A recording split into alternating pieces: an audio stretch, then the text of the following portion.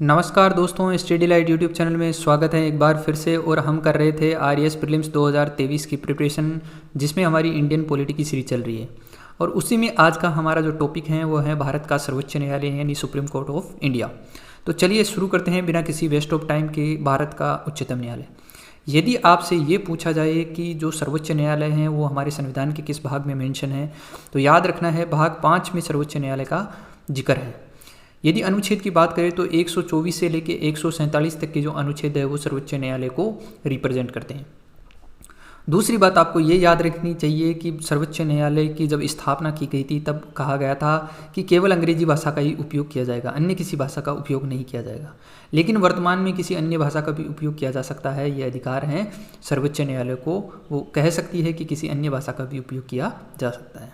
यदि उद्घाटन की बात करें तो 28 जनवरी 1950 को सर्वोच्च न्यायालय का उद्घाटन किया गया था। कब किया गया था? 28 जनवरी 1950 को सर्वोच्च न्यायालय का उद्घाटन किया गया था। सर्वोच्च न्यायालय से पहले 2 कोर्ट काम करते थे, एक प्रिवी काउंसिल और एक फेडरल कोर्ट। इन दोनों को मर्ज किया गया और मर्ज करके उनके स्थान पे गठन किया गया सर्वोच्च न्यायालय का 28 जनवरी 1950 को। एक आर्टिकल है, आर्टिकल नंबर 124। उस आर्टिकल में ये कहा गया है कि भारत का एक उच्चतम न्यायालय होगा जिसमें एक मुख्य न्यायाधीश प्लस 7 अन्य न्यायाधीश होंगे। 1 + 7 यानी टोटल 8 न्यायाधीश होंगे सुप्रीम कोर्ट में। ये आर्टिकल 124 में था। यानी हमारे मूल संविधान में टोटल 8 न्यायाधीश थे। एक था CJI chief justice of India और 7 अन्य न्यायाधीश थे। न्यायाधीशों की संख्या बढ़ाने के लिए संविधान संशोधन की आवश्यकता नहीं है। वेरी इंपॉर्टेंट है, स्टार मार्क कर लेना। न्यायाधीशों की संख्या को बढ़ाने के लिए संविधान संशोधन की आवश्यकता नहीं है। संसद किसी अधिनियम के माध्यम से न्यायाधीशों की संख्या बढ़ा सकती है। तो संख्या को बढ़ाने का अधिकार किसके पास है? संसद के पास है, जो किसी अधिनियम के माध्यम से बढ़ा सकती है। और इसी के चलते 2019 में एक विधेयक लाती है संसद, और उस विधेयक के माध्यम से सर्वोच्च न्यायालय में न्यायाधीशों की जो संख्या है उसको बढ़ाकर 34 कर देती है, जिसमें 33 तो अन्य न्यायाधीश होते हैं और एक मुख्य न्यायाधीश होते हैं। तो वर्तमान में न्यायाधीशों की संख्या है सुप्रीम कोर्ट में 34। राष्ट्रपति सुप्रीम कोर्ट के न्यायाधीशों की नियुक्ति करता है तथा नियुक्ति के लिए राष्ट्रपति भारत के मुख्य न्यायाधीश से परामर्श करता है।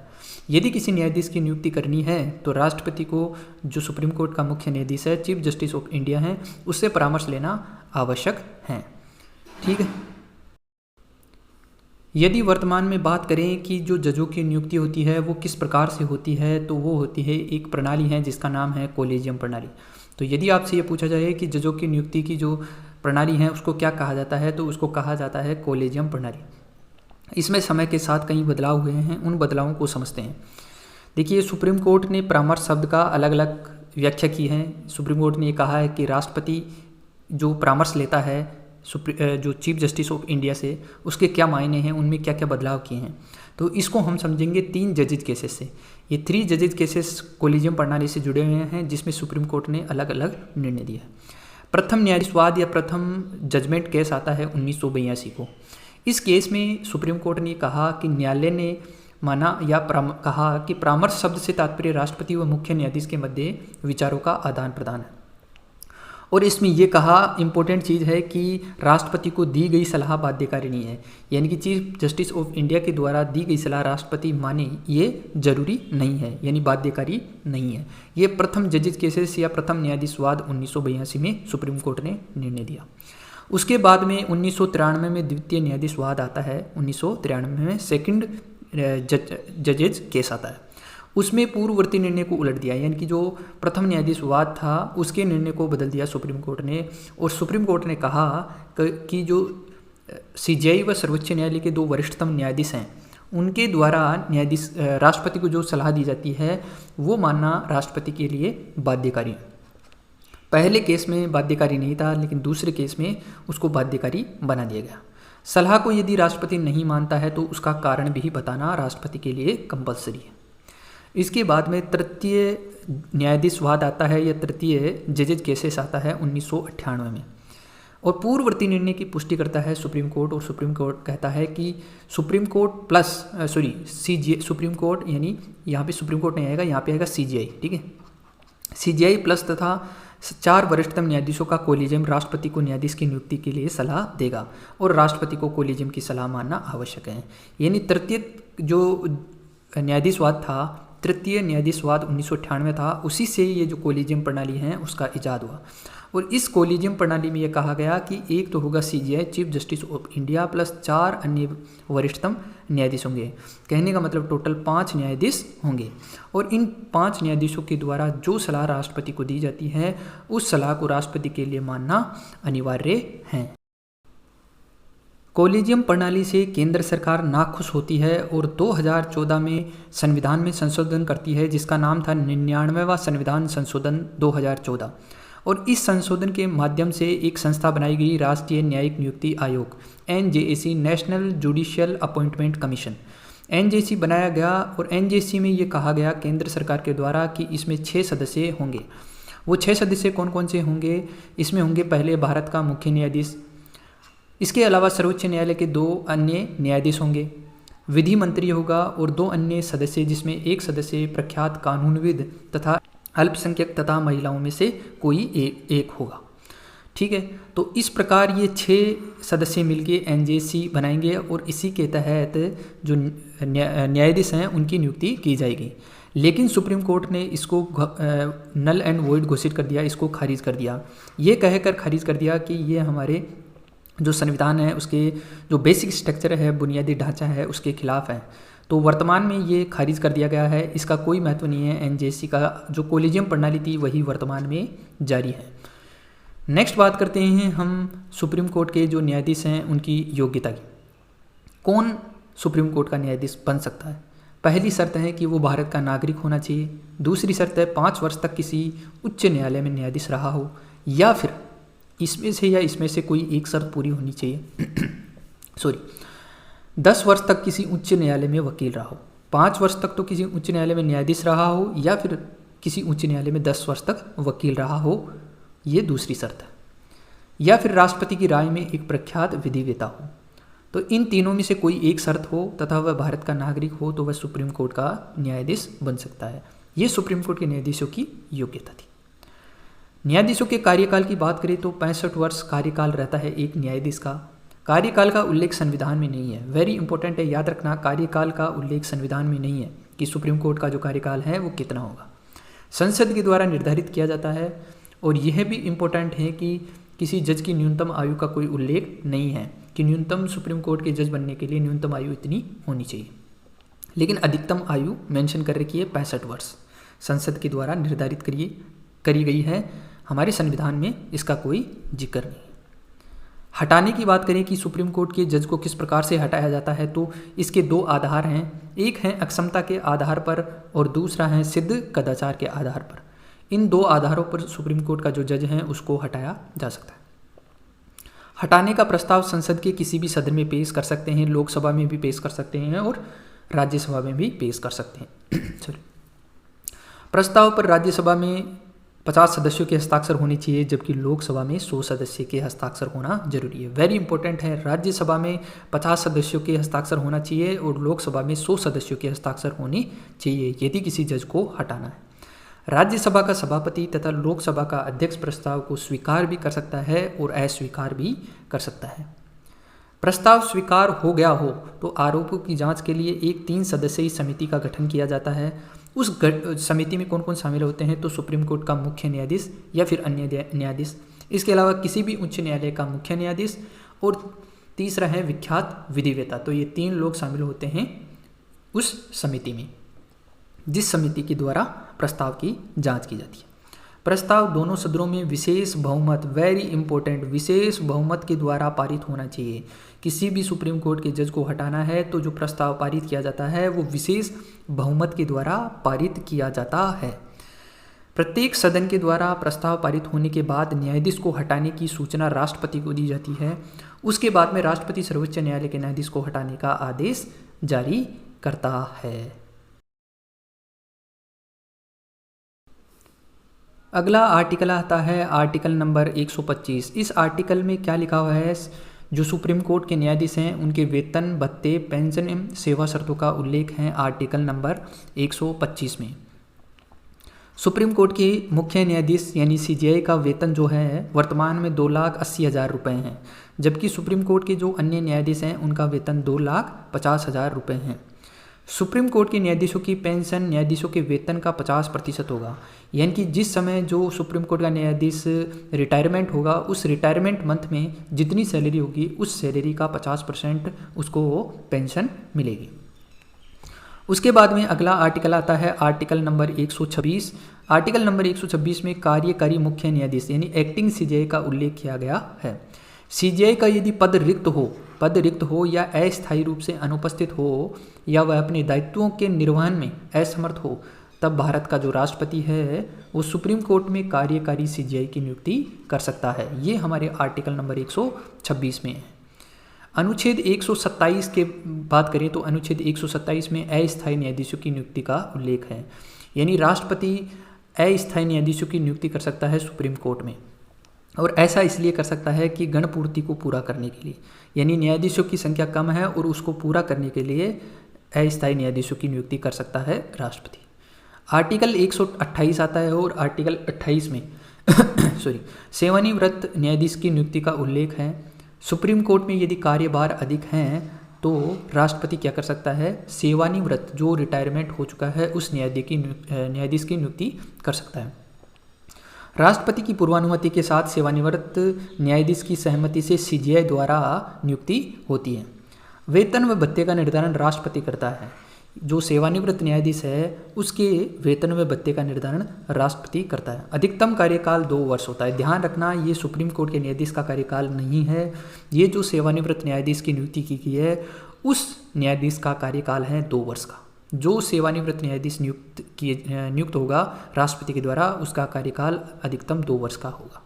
शक्तियां सर्वोच्च न्यायालय के न्यायाधीश के समान ही होगी, लेकिन वह सर्वोच्च न्यायालय के पद का इस्तेमाल नहीं कर सकता, उपयोग नहीं कर सकता, न्यायाधीश पद का उपयोग नहीं कर सकता। ये हमारे आर्टिकल नंबर 128 में लिखा हुआ है। इसके बाद में आर्टिकल 129 आता है और 29 में क्या है, अभिलेखित न्यायालय या न्यायालय की अवमानना का उल्लेख है।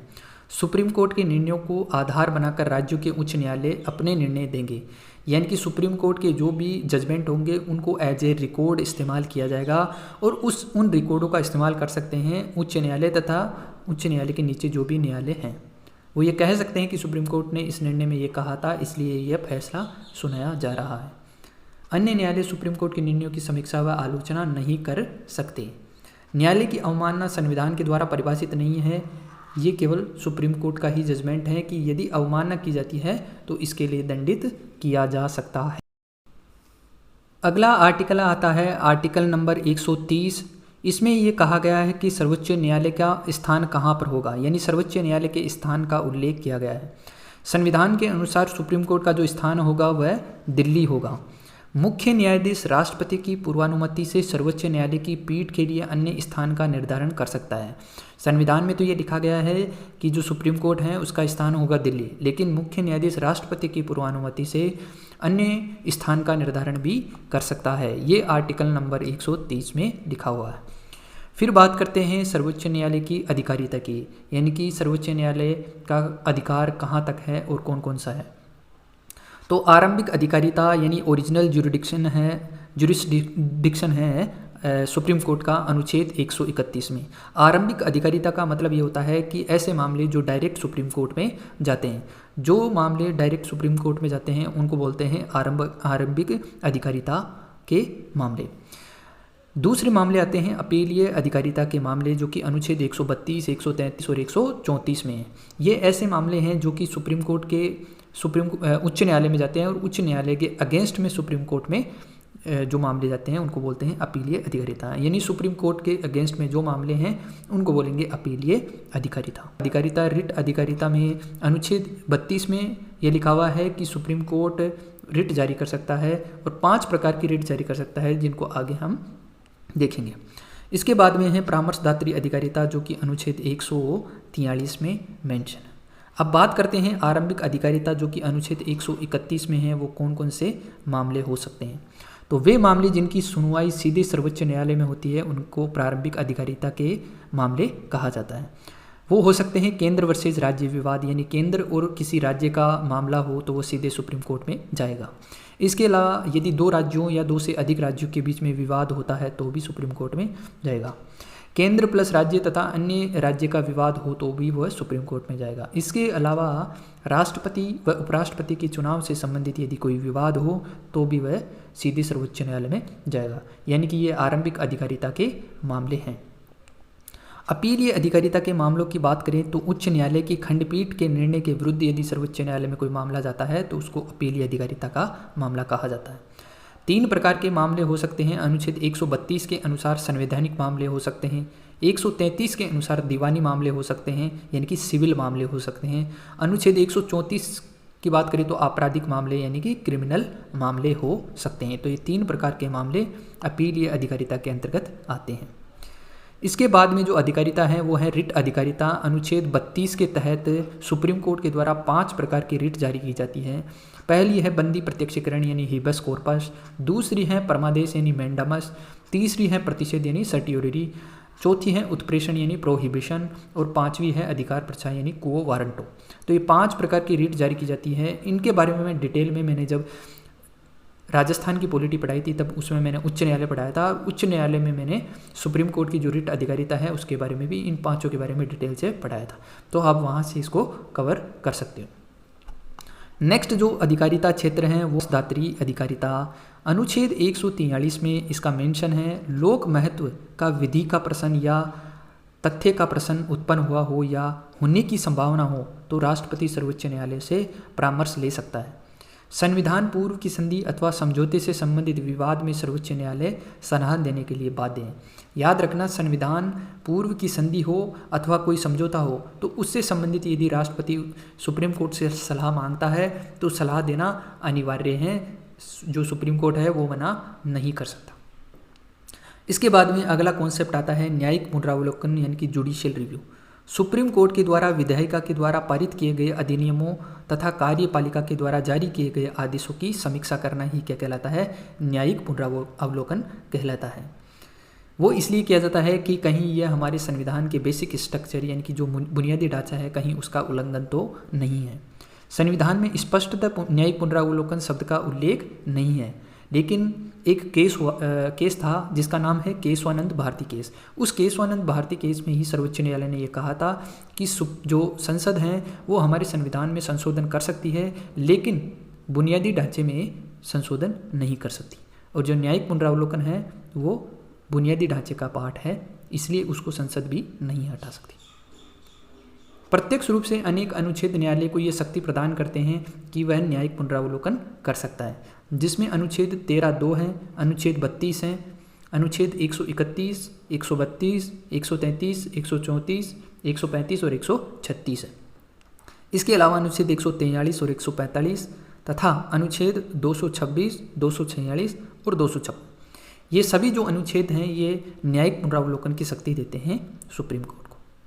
इसके बाद में आर्टिकल आता है आर्टिकल 137। उसमें ये कहा गया है कि सर्वोच्च न्यायालय अपने निर्णयों की पुनः समीक्षा कर सकता है, यानी अपने पिछले फैसले को समीक्षा करके बदल सकता है, अपने पूर्व निर्णय को भी बदल सकता है सर्वोच्च न्यायालय। ये आर्टिकल 137 में लिखा हुआ है। फिर है आर्टिकल 138। आर्टिकल 138 में है संसद सर्वोच्च न्यायालय की अधिकारिता में वृद्धि कर सकता है। वेरी इंपॉर्टेंट, स्टार मार्क कर लेना, क्योंकि एक एग्जाम था उसमें ये कहा गया था कि जो सर्वोच्च न्यायालय है उसकी अधिकारिता में वृद्धि करने का अधिकार सर्वोच्च न्यायालय के पास है, जो कि गलत था। सर्वोच्च न्यायालय की अधिकारिता में वृद्धि करने का अधिकार किसको है, संसद को है, पार्लियामेंट को है। उसके बाद में आर्टिकल 139 आता है। आर्टिकल 139 में संसद सर्वोच्च न्यायालय की रिट अधिकारिता में वृद्धि कर सकती है। रिट अधिकारिता में भी वृद्धि करने का जो अधिकार है वह किसके पास है, संसद के पास है। इसके बाद में अगला आर्टिकल आता है आर्टिकल नंबर 141, जिसमें कहा गया है कि सर्वोच्च न्यायालय के द्वारा घोषित की गई विधि भारत के राज्य क्षेत्र के भीतर सभी न्यायालयों पर बाध्यकारी होगी। वेरी इंपॉर्टेंट, सर्वोच्च न्यायालय के द्वारा दिया गया कोई भी निर्णय अन्य सभी न्यायालयों पर क्या होगा, बाध्यकारी होगा। फिर आता है आर्टिकल 142। आर्टिकल 142 में ये लिखा हुआ है न्यायिक सक्रियता यानी जुडिशियल एक्टिविज्म। जुडिशियल एक्टिविज्म का मतलब है कि किसी भी यदि संसद के द्वारा कोई कानून नहीं बनाया गया है तो सुप्रीम कोर्ट आगे जाके खुद से कानून बना सकता है। आपने देखा होगा कि दिल्ली में दिवाली के समय जब पटाखों को बैन किया जाता है तो उसमें सुप्रीम कोर्ट ये निर्णय कहता है कि दिल्ली के अंतर्गत जो है वो पटाखे नहीं जलाए जाएंगे। ये काम वैसे तो संसद का है, संसद ये कानून के द्वारा तय करती है, परंतु न्यायिक सक्रियता के माध्यम से ये काम करता है सुप्रीम कोर्ट। तो इसी को बोलते हैं जुडिशियल एक्टिविज्म। विधायिका व कार्यपालिका की शक्तियों को स्वयं अपने हाथ में लेना न्यायिक सक्रियता का ही पार्ट है।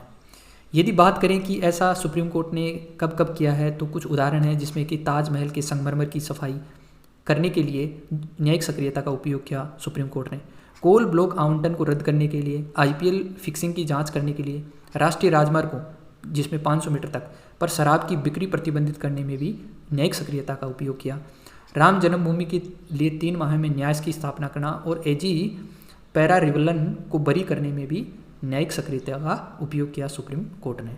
और न्यायिक सक्रियता हमारे आर्टिकल 142 में मेंशन है। तो ये सुप्रीम कोर्ट का एक इम्पोर्टेंट टॉपिक था जिसको हमने यहाँ पे कवर किया। आई होप कि सुप्रीम कोर्ट के जितने भी कॉन्सेप्ट और फैक्ट हैं मैंने यहाँ पे कवर किए हैं। तो स्टडी लाइट यूट्यूब चैनल को सब्सक्राइब करना ना भूलें और मिलते हैं अगले किसी टॉपिक में। धन्यवाद दोस्तों, और पढ़ते रहिए, एग्ज़ाम काफ़ी नज़दीक है। धन्यवाद।